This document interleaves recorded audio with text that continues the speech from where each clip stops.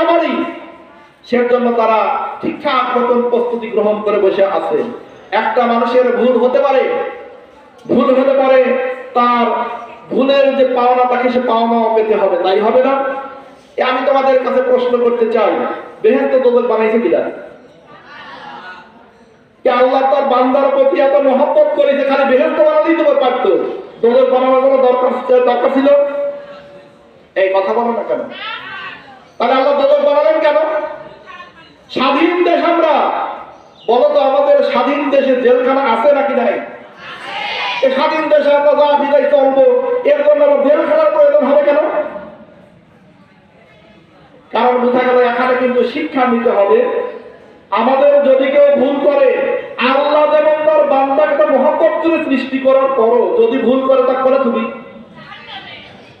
তাহলে জাহান্নামের দরকার আছে। এত স্বাধীনতা নিয়ম কানুনের মধ্যে স্বাধীনতা মেনে চলতে হবে। তেমনি ভাবে সরকারের যে আইন কালাম আছে, আইনগুলো অনুসরণ করার মাধ্যমে আমাকে দেশে বসবাস করতে হবে। যেই আইনের পরিপন্থী হবে, জেলখানা আছে নাকি নাই? তাই সম্মানিত শিক্ষক মন্ডলী, প্রাণপ্রিয় ছাত্রছাত্রীরা, এই স্বাধীনতার সুফল আমাদের ভোগ করতে হবে। এই ভোগ করা থেকে বিরত থাকার জন্য আমাদের প্রতিবেশীরা কষ্ট যেভাবে ষড়যন্ত্র করে আমাদের মধ্যে যেভাবে কুলু সৃষ্টি করেছে, সেগুলো আমাদেরকে বুঝে রাখতে হবে। যদি আমরা বুঝে না রাখতে পারি, ওদের ষড়যন্ত্র যদি আমরা বুঝতে না পারি, আমাদের দেশকে আর স্বাধীন থাকতে পারবে? এভাবে আমরা স্বাধীনভাবে চলাফেরা করতে না পারবো, এ দেশ, এ রাষ্ট্র থাকবে না, এ রাষ্ট্র হয়ে যাবে রাষ্ট্র। তাহলে বোঝা গেল রাষ্ট্র আর রাজ্যের মধ্যে পার্থক্য আছে নাকি নাই? যেমন রাষ্ট্র মানে ওইটাই যেখানে একটা কমপ্লিটলি কনস্টিটিউশন থাকবে, কারো দ্বারা শাসিত হবে না, ওদের ওইখান থেকে যা শাসন করবে এখানে এটাই শাসিত হবে। যেমনটা হলো আমাদের দেশটা তেমন ভাবে পরিচালিত হতে যাচ্ছিল। যেমন প্রথমে আসে আমাদের শিক্ষা ব্যবস্থার কথা। আমাদের শিক্ষা ব্যবস্থার যে পর্যায়ে চলমান অধীন সরকার যে নিয়ে দিয়েছিল, যদি এইভাবে চলতে থাকতো, শিক্ষা কি আমার দেশে আর থাকতো? এই কথা শিক্ষাটা থাকতো? তাহলে এই শিক্ষা না থাকলে আমাদের দেশে ইঞ্জিনিয়ার তো থাকতো না, ডাক্তার তো থাকতো না, উকিল থাকতো না, ব্যারিস্টার তো থাকতো না, শিক্ষক তো থাকতো না। এই আলু ভর্তা ডিম ভাজি শিয়ে ডাক্তারি হওয়া যায়? ডাক্তার হওয়া যেত? ইঞ্জিনিয়ার হওয়া যেত? এই যে আমাদের দেশে এই যে ষড়যন্ত্র নীল প্রিন্ট তৈরি করেছিল কিন্তু ইন্ডিয়া, আমাদের প্রতিবেশী রাষ্ট্র, যাতে এইখানে আমরা আলু ভর্তা ডিম ভাজির মধ্যে চলে যাবি, ডাক্তার হবে না, ইঞ্জিনিয়ার হবে না, আমরা ডাক্তার ইঞ্জিনিয়ার হবো, সব আমাদের আসবি চিকিৎসা দেওয়ার জন্য। ওরা আয় রুগী করে টাকা উপার্জন করবি, চিকিৎসা দেওয়ার জন্য আমাদের শেষে বাইরে দিয়ে চলে যাবি। এই যে ষড়যন্ত্র, এই ষড়যন্ত্রগুলো আমাদের বুঝতে হবে। নাম্বার 2, পোর্ট আমাদের, সমুদ্র বন্দর আমাদের, কিন্তু ব্যবহার করবি ওরা। এই ট্রানজিট ওরা ব্যবহার করবে, কোন ট্যাক্স ওরা দেবে না। কেন দেবে না? বাংলাদেশ তো আমাদের রাষ্ট্র নাই, না এরা রাজ্য পরিণত করেছিল তারা।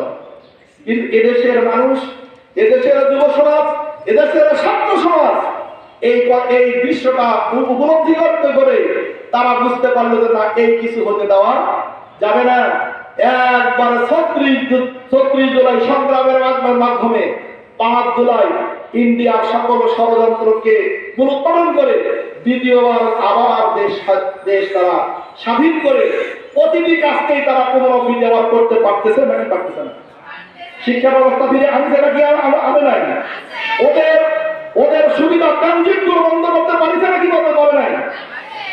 আমাদের খুব ভালোবাসে, কিন্তু 3 বিঘা করিডোর আমি নিজে চোখে দেখে আসছি, মাত্র 50 মিটার রাস্তা। এই 50 মিটার রাস্তা আমাদের কোনোদিনও দেয় না। এই 50 মিটার পাড়ি দিয়ে আঙ্গুরপোতা দহগ্রাম নামক 3টা ইউনিয়ন আছে। তাহলে 3টা ইউনিয়ন কি ছোট জায়গা? ছোট জায়গা আমি নিজে দেখে আসছি সেই জায়গাগুলো। এই 3টা ইউনিয়নের মানুষ সামান্য যদি এই 50 মিটার জায়গা দেয়, 3 বিঘে দাঁড়াতে জায়গা, মানে 3 বিঘে জায়গার মধ্যে একটা করিডোর আছে, মানে রাস্তা আছে। করিডোর মানে রাস্তা, সেই রাস্তাটা হলো 50 মিটার।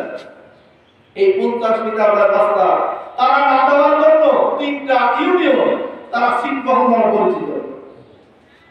তারা বাংলাদেশ দেশের সাথে ভালোভাবে সম্পর্ক রাখতে পারে না।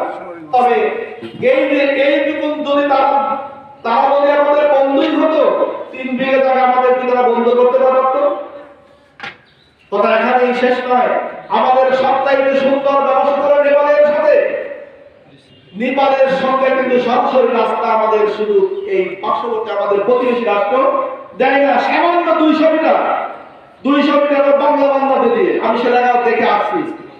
বাংলা বান্দা 0.200 মিটার রাস্তা ফ্রি করে দেয়। নেপালের সঙ্গে আমাদের সুন্দর ব্যবসা ক্ষেত্র তৈরি হয়।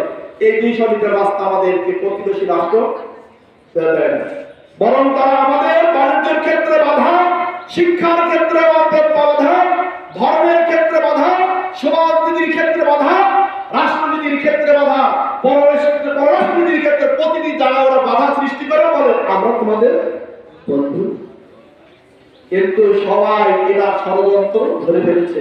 আজকে এই মহান স্বাধীনতা দিবস থেকে ভবিষ্যৎ প্রজন্ম, তোমরা হলো ভবিষ্যৎ প্রজন্ম, আগামী দিনের রাষ্ট্রনায়ক হবে তোমরা। আমরা কি থাকবো? রাষ্ট্র চালাবে তোমরা, প্রতিষ্ঠান চালাবে তোমরা, শিক্ষক হবে তোমরা, আইনজ্ঞ হবে তোমরা, বিচারপতি হবে তোমরা, সব জায়গায় তোমরা। আমরা কিন্তু আর থাকবো না। আমরা যা হওয়ার তা শেষ। আমার মনে হয় কদিন বাদে স্কুল থেকে বিদায় হওয়ার বয়স, চাকরির বয়স থাকবে না। আমার দ্বারা আর কিছু হবে? কিন্তু তোমাদের মধ্যে যত সম্ভাবনা লুকায়িত আছে, তোমরাই কারণে করো না। কি হবে মন্ত্রী, ঢাকা উচ্চ পদস্থ কর্মকর্তা, তোমরাই তো হবে। আমাদের কাছে সেখানে দেবদের বাড়ি আছে, শেষ ভগবান এর জায়গা বেশি কিছু সুযোগ নাই, বয়স শেষ। তোমরাই সম্ভবই। কাজে আমার কথাগুলোকে তোমরা পালন করার চেষ্টা করবে। আজকের এই মহান স্বাধীনতা দিবসে চাই এরকম রমজান মোবারক তো আমাদের স্বাধীনতা বছরের সময় পড়েছিল। হয়তো তোমরাও ভুক্তভোগী নয়, আমিও ভুক্তভোগী নয়। তবে কিছু কিছু শিক্ষক আছে, যেমন আমাদের এখানে আমাদের বকুলচন্দ্র কর্মকার, ইনি তো স্বাধীনতা যুদ্ধ দেখেছেন, উনি জানে এর কষ্ট কতটুকু। তবে এটা রমজানুল মোবারকের মাস, সংযমের মাস, সিয়াম সাধনার মাস। এই সিয়াম শব্দের অর্থটা কি? সিয়াম শব্দের অর্থ রোজা নয়। সিয়াম শব্দের অর্থ হল বিরত থাকা। কি বিরত? খাবার থেকে বিরত থাকতে হবে, পানাহার থেকে বিরত থাকতে হবে, জনতার থেকে বিরত থাকার নামই হলো রোজা। যদি আমি রোজা থাকি, খাবার খাই, রোজা থাকবে। 54তম স্বাধীনতা এবং 53তম স্বাধীনতা উদযাপন অনুষ্ঠানে উপস্থিত অত্র প্রতিষ্ঠানের শিক্ষকবৃন্দ, প্রাণপ্রিয় ছাত্র ছাত্রীরা, আসসালামু আলাইকুম ওয়া রাহমাতুল্লাহ। আল্লাহর দরবারে হাজার শুকরিয়া যে আল্লাহ আমাদের ওই সময় পৃথিবীতে পাঠান নাই। স্বাধীনতা অর্জনের পূর্ব মুহূর্ত কত যে জীবন বিসর্জনের সময় যদি ফিলিস্তিন এবং গাজার দিকে লক্ষ্য করা যায়, তাহলেই বোঝা যায় যে স্বাধীনতা অর্জন কত কষ্টসাধ্য বিষয়। গাজার ফিলিস্তিনের ওই অংশ থেকে আমরা এক অংশেও বিরত ছিলাম না। আর যেমন তাদের শুধু সিনেরি খাওয়া আছে, কিন্তু ইফতার কখন হবে, ইফতার কি দিয়ে হবে, এই নিশ্চয়তা তাদের নাই। দুঃখজনক ছিল সত্য, আমাদের রমজানুল মোবারকের মাস, আমরা ইফতারির সময় বিভিন্ন রকম ইফতারি সন্নিবেশন করে ফটো তুলে আবার ফেসবুকে আমরা রাখতেছি। কিন্তু তোমরা দেখো না যে আজকের ইফতারি কি কি হবে। দেখা যায় এত আইটেম সেখানে সংযোজন করা হয়েছে, কিন্তু তখন চোখ থেকে পানি ছাড়া আর কিছু বলার ভাষা থাকে না। যখন